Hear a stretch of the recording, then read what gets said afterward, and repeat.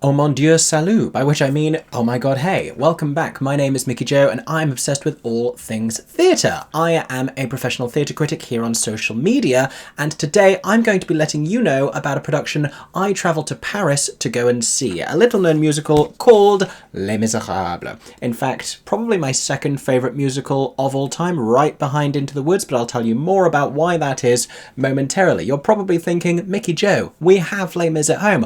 What you going to France for? And, you know, aside from the opportunity to enjoy alternative theatre districts and non-replica productions, this was a particularly special production of Les Miserables because it was performed in French, which not every musical produced in Paris necessarily is. On the same trip I saw Hello Dolly performed in English, but also this is a brand new production, both in terms of the staging. It's a non-replica production with new direction by Ladislas Cholat, but also a new French translation from the show's writers. Much of the text apparently has been newly retranslated. It's sung through, so it's sung entirely in French, and they have titles at the side of the stage with both the French language transcript as well as an English translation. An English translation that is, from my level of French and my ability in French, I would say it's accurate. It loses a little bit of the poetry, but then the same thing happens the other way, because when I saw Hello Dolly, it was transcribed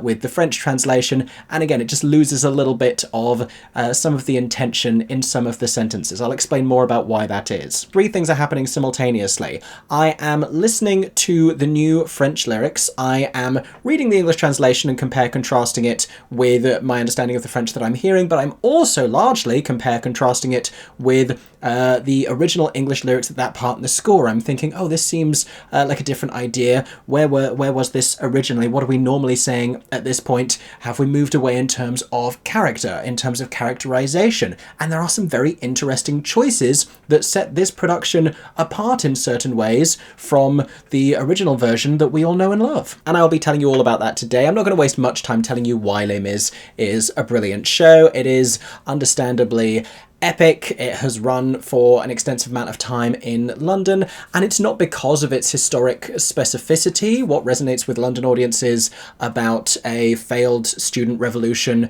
in Paris. It's more about what it represents, as well as, you know, the resonance that that music has come to have. I would argue that a lot of London audiences aren't necessarily engaging with the themes of the show so much as the themes in the score. And of course, it has been kept buoyant all of these years by extraordinary performances. We'll be talking about those and the French cast of the show as well, but stay tuned for all of my thoughts on Les Miserables in French. Now, if you have been lucky enough to see this production, I would love to hear from you in the comments section, particularly if you are a native French speaker. I would love to hear your interpretation of the show. If you were able to compare it perhaps with the English language version, I'd be so intrigued to hear what your thoughts are. And if you want to see more about this production and the Théâtre du Châtelet, where I saw the show, stay tuned for full vlog coverage of my 36-hour trip to Paris to see two musicals. Make sure you're subscribed with the notifications turned on here on YouTube so you don't miss that video. If you're listening to me on a podcast platform, meanwhile, hello to you.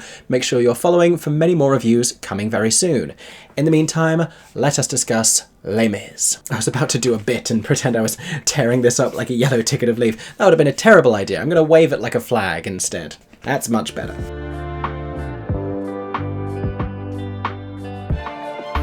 Ordinarily, I don't do these from scripts. When I get really passionate about something, I will make a lot of notes. I was making furious notes, typing so fast throughout the interval. I think I ran out of time and then had to do more at the end because there were so many things that I wanted to say and so many specific details. But I will give you really, really brief context before we get into any of that. Les Miserables is a musical written by French composers Claude Michel Schoenberg and Alain Boublil. The two of them collaborated on the book. Schoenberg wrote the score, Boublil and Jean-Marc Netter, I believe, wrote the lyrics, and Herbert Kretzmer did much of the translation of the lyrics. Now, this is not as widely discussed, but the musical actually premiered first in Paris and was subsequently produced more successfully a few years later by Sir Cameron Mackintosh, with whom it is now largely associated. It was produced originally at the Barbican Theatre in London with the Royal Shakespeare Company, subsequently seen at the Palace Theatre and then the Queen's Theatre, now renamed the Sondheim Theatre, where the show continues to run Nunn, albeit in a new production, no longer the original staging by Sir Trevor Nunn. The comparison between the original and the new production is a different discussion for another time. I know people want to see that video. I want to make that video, but I feel like I need to see it at least once more to really drink it in. Now, this production first caught my attention both because it was being performed in French, it was being performed in Paris, it was happening at a theatre, I believe feet away from the bridge where Javert performs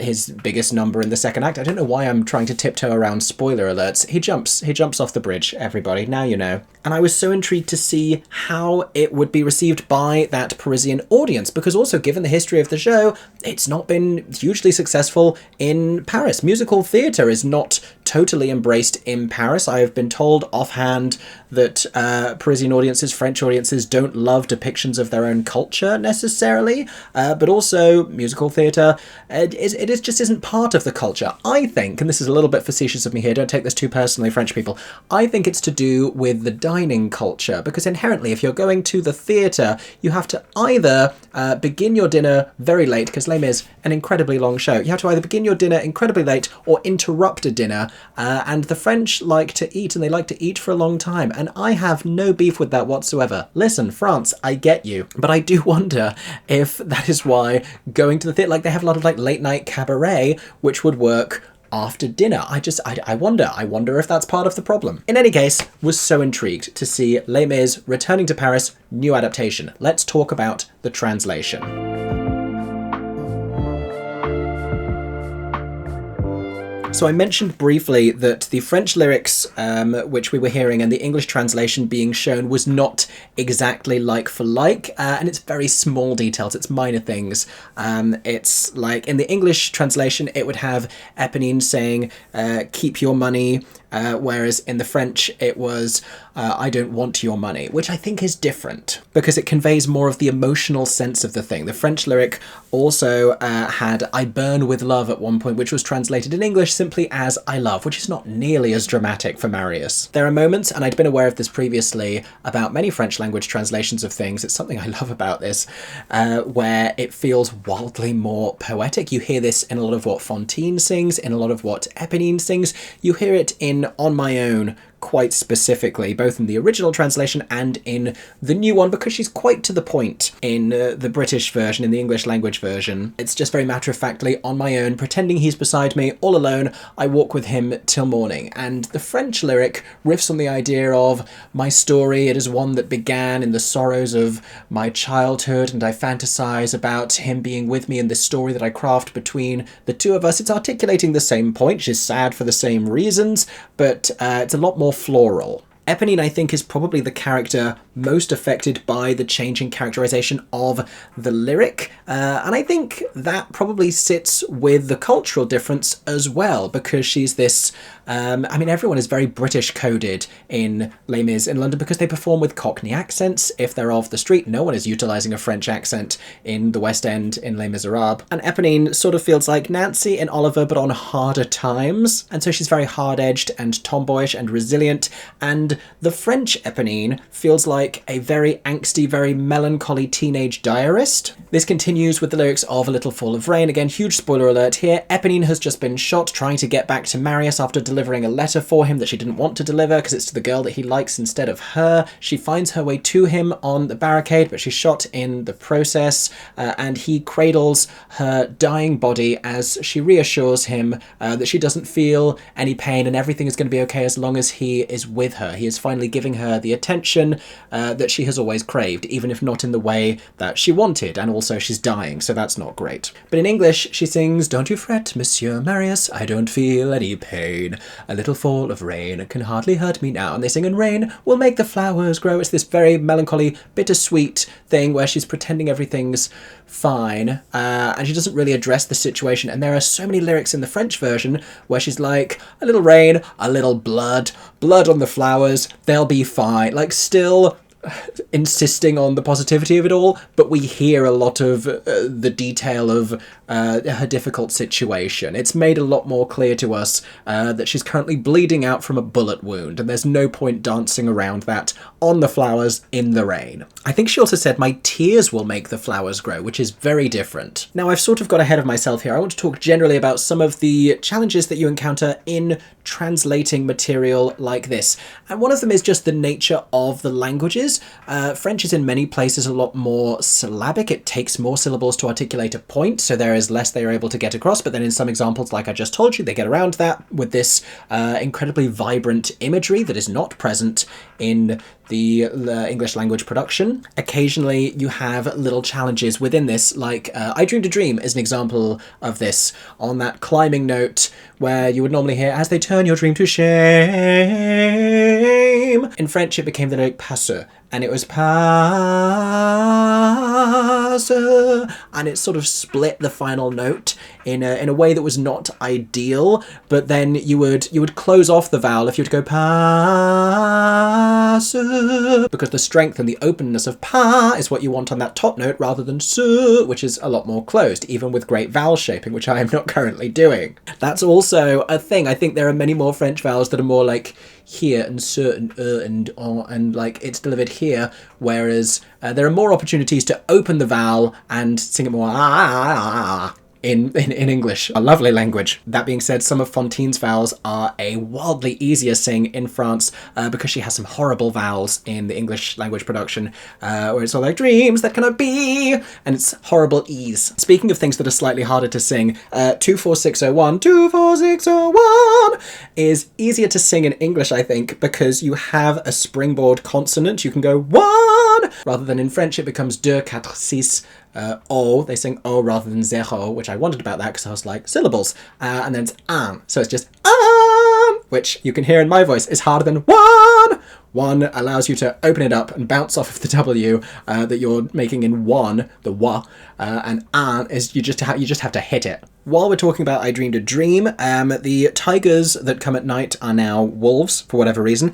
There are moments where it's less metaphorical and more literal. She sings like, "I was 20 and she's like, "I wanted to have a nice time and I wanted to drink and go to parties, and what's so wrong with that?" As opposed to the whole like, "I was young and unafraid, and dreams they made, they used, they're wasted," all of that stuff. French Fontaine is more to the point. She's like, "I had a little wine, I got a little pregnant, listen, it happens." There are some moments that used to rhyme that no longer rhyme, and there are some moments that newly rhyme that didn't rhyme before. There are occasionally new rhyming couplets that never used to be a thing, which is quite fun.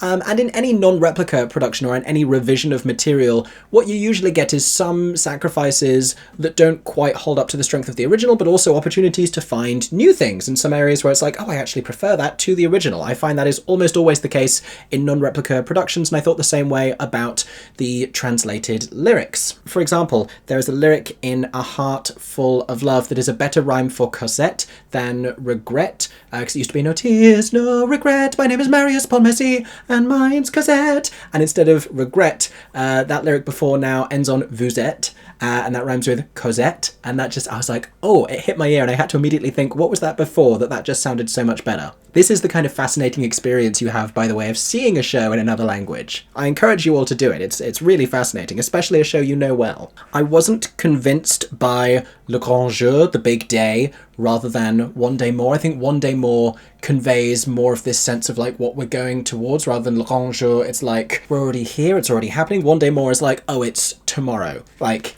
a shirt is going down tomorrow. Le Grand Jour is like, it's now, it's happening right now. But we're about to have an interval, so it's not really happening right now. What's happening right now is we're going to go have a glass of wine and maybe, I was going to say an ice cream tub, not in Paris, that's an English thing. We're going to take a little break. Le Grand Jour is really in about 15-20 minutes. They also don't say, "Do you hear the people sing?" That is not directly translated. It is a different idea, and I think every time the lyric comes back, it's something else. It's not like an entirely new phrase replacing "Do you hear the people sing?" like Le Grand Jour replaces One Day More. It is just like whatever they want to say on that particular lyric at that particular moment. Let's talk about Valjean and some of his early lyrics, because this is where I started to really notice the difference. In Valjean's soliloquy, where he is reckoning with how he has been treated by the bishop and how this has altered his worldview, and by the way, they talk a lot about the soul. There is a lot of imagery in these lyrics to do with the soul, and there are more references to the soul in these new lyrics than in the one before. It wasn't absent before. It's like, he told me that I have a soul.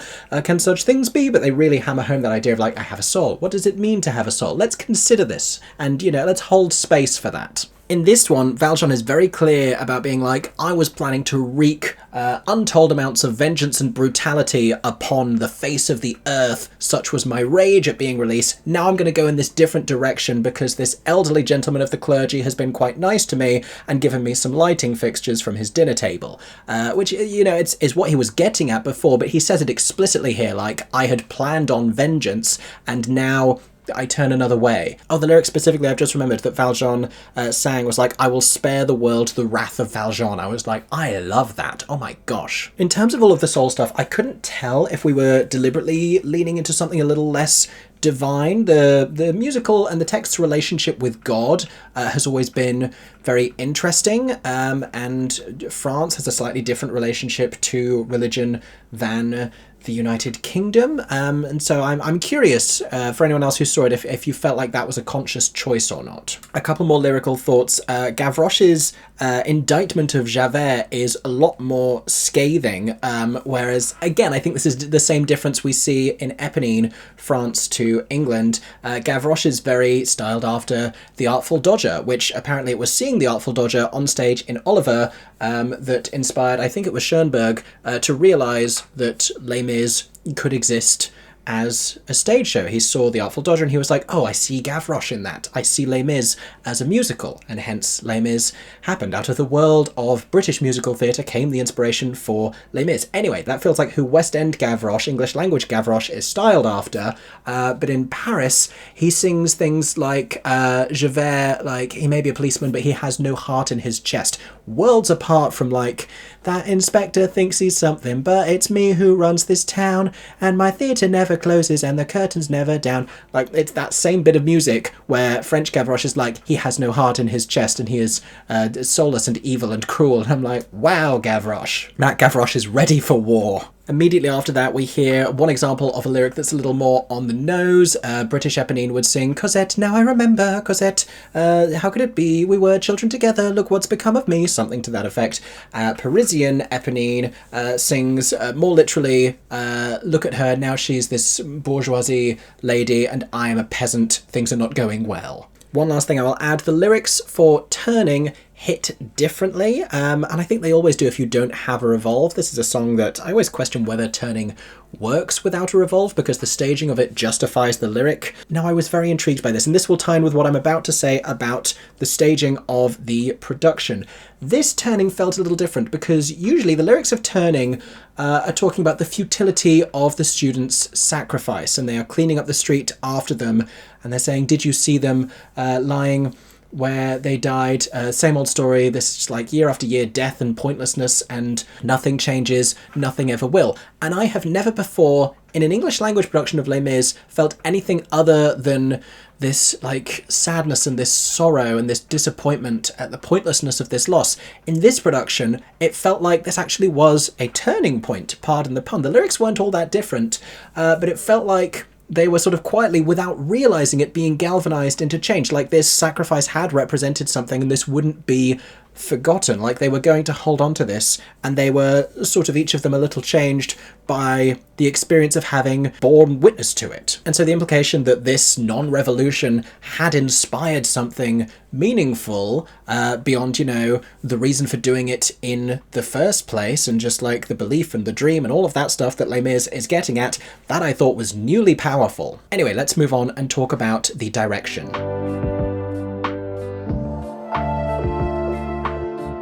So, new production by Ladislas Cholat.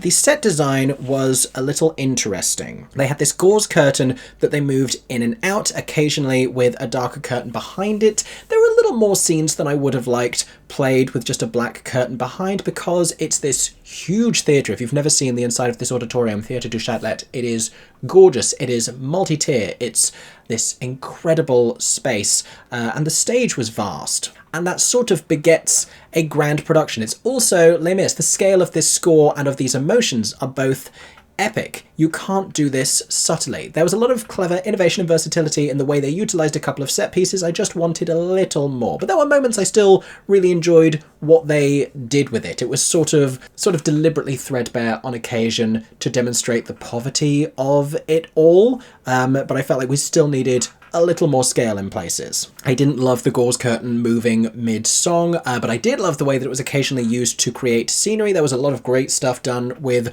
projection. It was very familiar of a lot of the watercolour-esque projection designs in the revamped West End production. The wedding, by the way, is one example of a scene that was played against a black backdrop. Like, they had chandeliers that came, they had a table, but initially we had this wedding moment against a black backdrop, and then they brought that up to reveal a little bit of scenery, not as much as I would have liked. Like, it's meant to be a lavish wedding. Everyone looks very nice, but they haven't, they scrimped on the venue is the implication. For the most part, the one set piece that was reutilised the most often looked like the non-business end of a hammer, or the other side of the business end of a hammer, like this sort of a curved thing that forked into two different tines, sort of curving along a right angle, and that became the docks that the convicts were toiling in at the beginning. It became various different structures as it was rotated around different ways. That was utilised every which way. The house on Rue Plumet, meanwhile, had multiple walls, had a gate, allowed Marius to sort of break through in a more convincing way than I've ever seen him do before. That was a really well-built location, and I just wish the same had extended to other ones. Thénardier actually goes through a trapdoor into the sewers at the end of that sequence. I was so ready to be angry at this barricade because they had the gauze down and they had the black cloth down, and they brought on truly a couple pieces of furniture, and they sort of plopped those in the middle of the stage, and I was like, that better not be the barricade. Do not tell me that is the barricade. And then they lifted the gauze, and then they had an actual barricade, and that was fine. Another detail I liked, this is not specifically set design, but when we heard the loud hailer, you know him, you love him, you know his work, he is singing, "You at the barricade, listen to this, you have no chance at all, why throw your lives away?" But in French, we actually saw him. You could see, even more than the silhouette of him, you could see him lit fascinatingly in the back behind the barricade, and that gave him a little extra humanity. That's one of the few details I really love from the film adaptation, and Hadley Fraser does a great job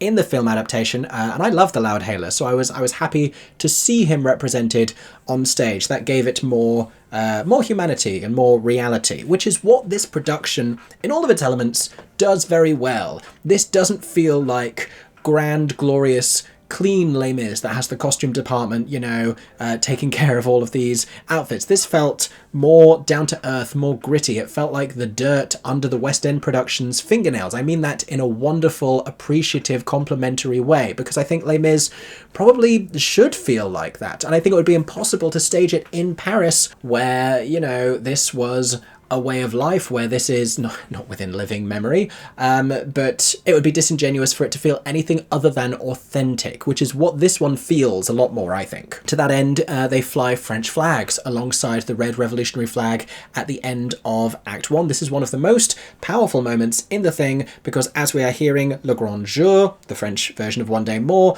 the back cloth goes up to reveal the orchestra as they are playing. People love that. It's, it's technically piercing our understanding of the story at that moment, but we all know that we're sat in a theatre anyway, so I don't mind it.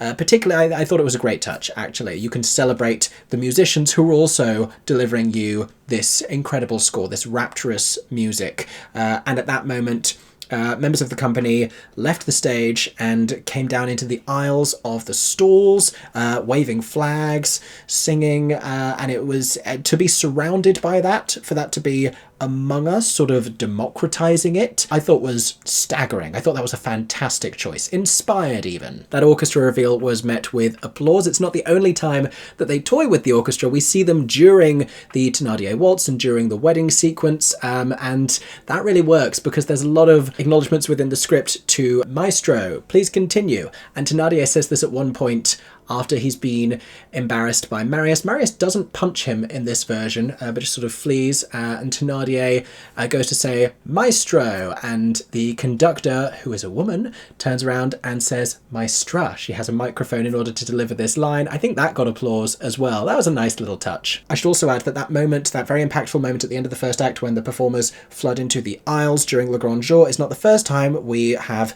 had them in the aisles. They enter through the aisles for Look Down, the reprise of Look Down, when we have jumped forwards in time and they are the beggars of Paris. This is an inspired choice because you have, you know, the most expensive seats in this grand, beautiful theatre, and everyone is there for an evening of grand, lovely, sweeping theatre, and you have these characters dressed as beggars and peasants around them, addressing the audience, singing "Look down and see the beggars at your feet," but in French. I thought that was great. I thought that was wonderful. A little before that, when Jean Valjean is singing "Who Am I?", we see the man who is presumed to be him, the man whose fate he would be sealing if he doesn't reveal his own identity a lot earlier in the song than I think I've ever noticed in a previous production, making the implications of the thing all too clear. In terms of other moments that I thought I was about to be disappointed by and then tore my entire heart out, Gavroche. Again, huge spoiler alert here,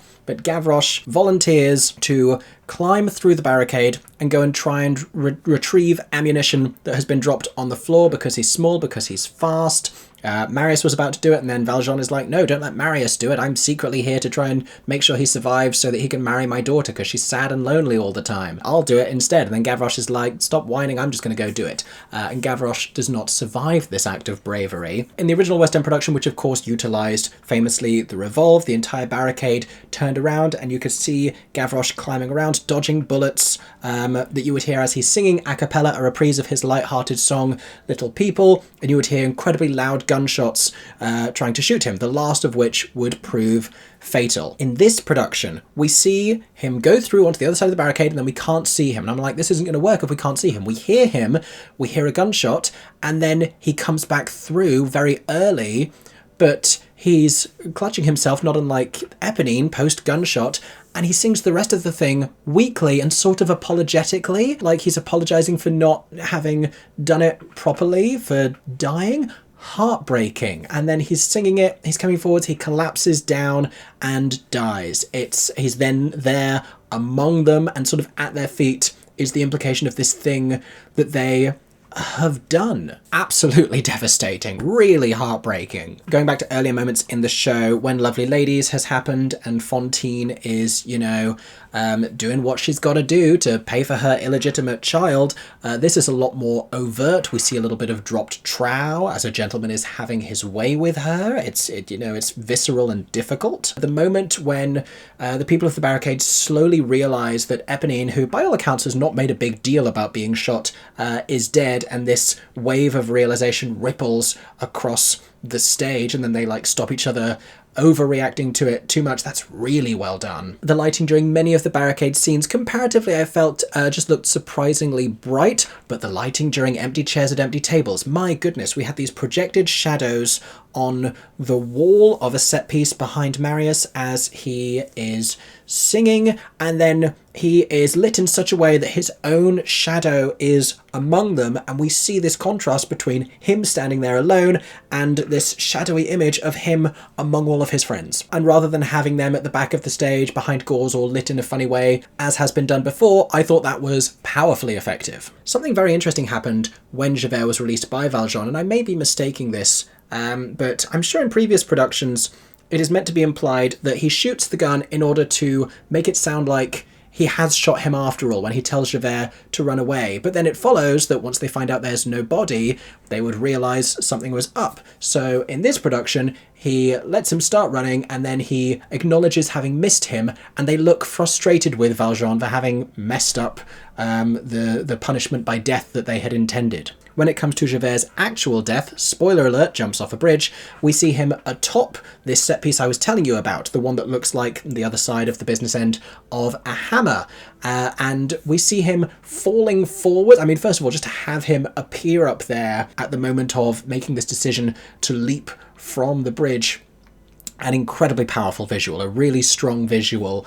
And then he leans forwards, and in slow motion we see him fall forwards, and then it's a blackout. So we don't see the extent of his fall. And I liked it. I feel there are two choices that you can do with this moment. Either we need to see him slow motion fall all the way down, giving it arms and legs, giving it that with projections against him, or the fall is fast and then you do a blackout. I don't know that I love a slow motion fall into a blackout. It just labours the point, I feel, a little. Here's where I was really shook. Valjean also dies at the end. Spoiler alert, very few people survive Les Miserables.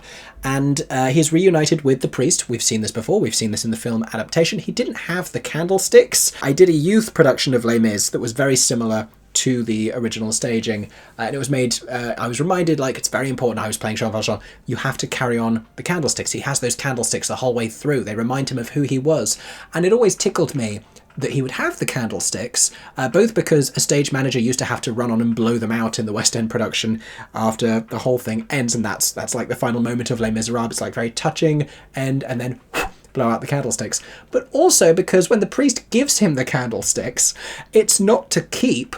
It's not to, like, be Indiana Jones and, like, physically, when he says you must use this precious silver to become an honest man, he doesn't mean, like, hold on to them and Indiana Jones your way through the jungle using the candlesticks to, like knock people out of your way. He means sell them. He means sell them and buy a better life for yourself. So him not having them in the French production, they've probably actually thought about it, because he's reunited with the bishop in this version. He sees the bishop at the moment of his death, and I just think if the bishop was to see him there and look over and see the candlesticks, he's like, why do you still have the candles? I told you to use the candle. That's not what I meant. Anyway, enough about the candlesticks. What threw me completely, he's not only reunited with the bishop, Javert is there. He's reunited with Javert. I have never seen this reunion between Valjean and Javert pre-curtain call, this moment of them, like, if we believe in heaven, if that's where the soul is going, according to Les Miserables, then Valjean and Javert both there. The world apparently cannot hold the two of them together, but the afterlife can. Anyway, I have spoken enough about the portrayals of these characters in the production. Let me tell you about their performances.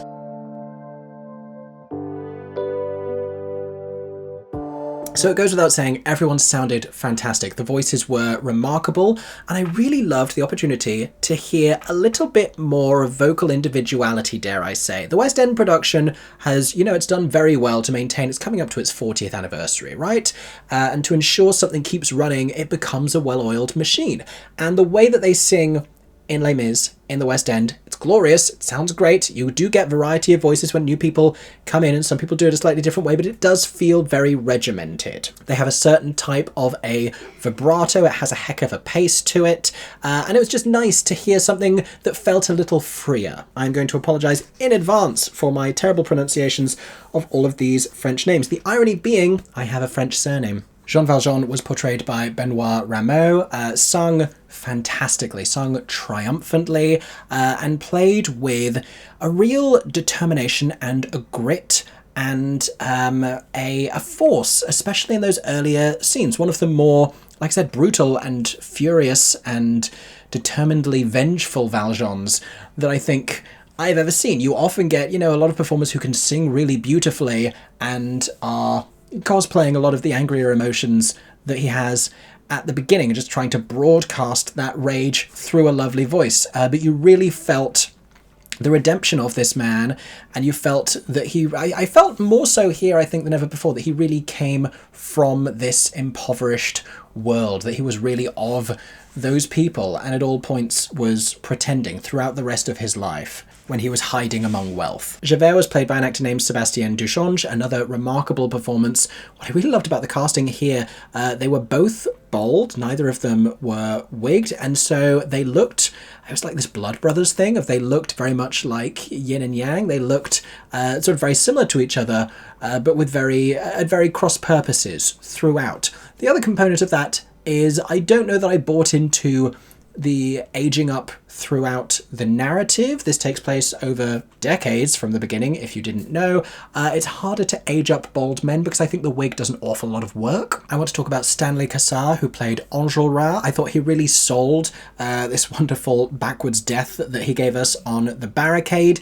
No version of this staging, with this music behind it, with the instrumental reprise of Bring Him Home, as they're all slowly dying in the last battle, and then they're lying there when Javert comes in through the barricade. No version of that will ever be as powerful as Trevor Nunn's version of it. It's magical what he achieved, with the barricade turning to reveal it all, when you just see Enjolras collapse over the top, and then you turn around and he's there with the flag. I will say, a lot easier to get into position when you're behind a barricade in the West End, so the one in Paris did very well to give us that before our eyes, but I'm always disinclined to think there will ever be a staging that will live up to that version. I also thought he did a wonderful job as Enjolras sold the determination of that, necessarily humorless as well. Grantaire was very interesting with the way that he was characterised in this production. I don't know, sadly, which specific performer played Grantaire, because it's not listed here in the programme, but he was less the rugged drunk that we know him to be in the English language production, and he was a little more of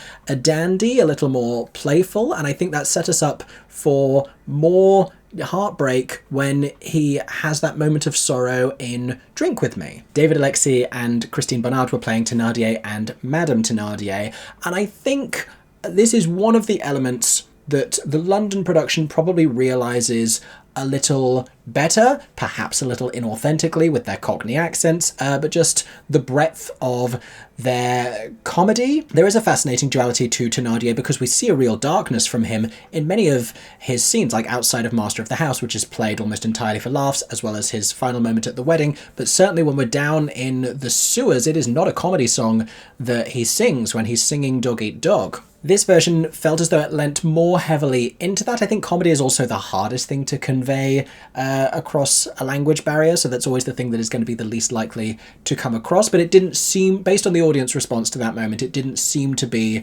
that kind of a broad comedic performance. A little more unhinged, for sure, especially Madame Thénardier, who's got a knife at the wedding. She was making some choices. Quickly going back to the translation, while I'm thinking of Thénardier, I didn't love that the slurs that have been removed from the English lyrics are back in and worse in the French. The French have a different relationship to certain words of profanity than we do. They use some of them more casually. There is a word that we almost never use in the United Kingdom that is tossed out as Thénardier is trying to convince Marius he belongs at his wedding. That's a little bit of a surprise. But then the line that comes afterwards, that used to be "this one's a queer, that one's a Jew," that is now excised from the London lyrics, if you didn't know, which also gave inspiration to Rob Madge's show My Son's a Queer, But What Can You Do? If you didn't know, that's where that came from.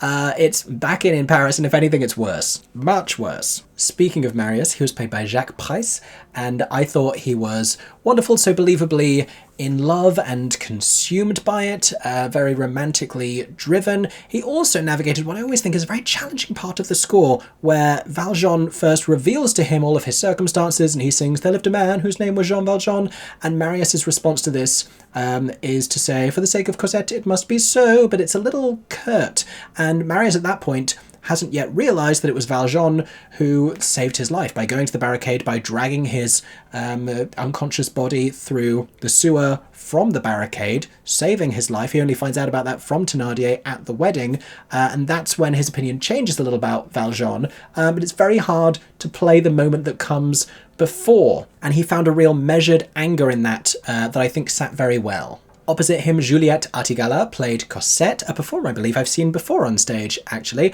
Sounded wonderful, sounded a little more robust, a little more sort of warmth to the tone than you hear in a lot of Christine Daae-esque Cosettes. Still like the legit range, still a beautiful tone, still clearly very classically sung, but I liked it. Just a little bit of a different colour to the voice as well. And she really sold Valjean's death at the end with how emotionally involved she was in that moment. In that same scene, it was lovely to see a little flash of acknowledgement from Claire Perrault, which is also incidentally the name of my old French teacher.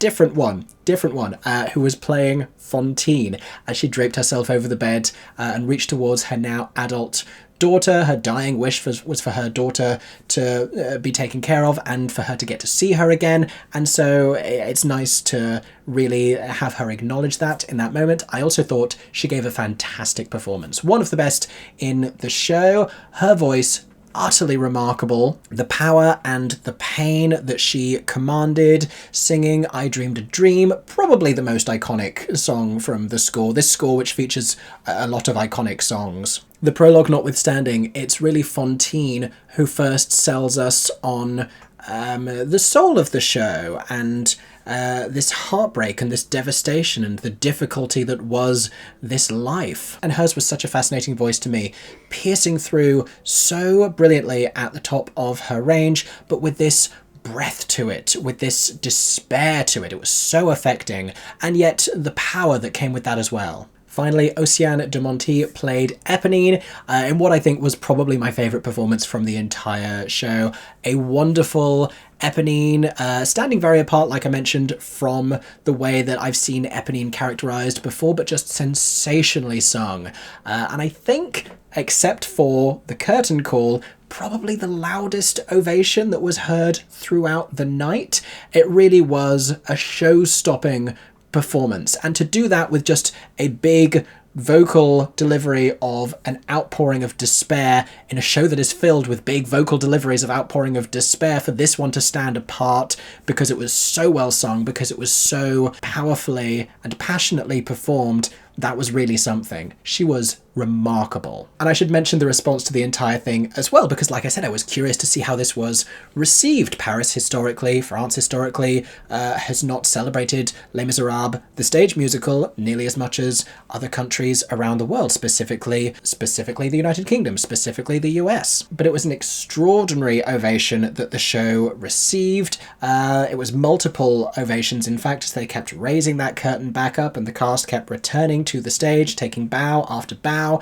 And this is apparently a thing. The French have this thing where if they really love something, they will all start to clap in sync, so it becomes like blah, blah, blah, blah, blah, blah, blah, but with thousands of people around the auditorium doing it. I don't think I'm ever going to forget the experience of that, and I've never experienced that before, even in a French audience, so clearly something very special. I am so grateful for the opportunity to get to go and see this, one of my favourite musicals of all time, realised in a completely new way. I hope that there is considerable life for this new production, for this new translation.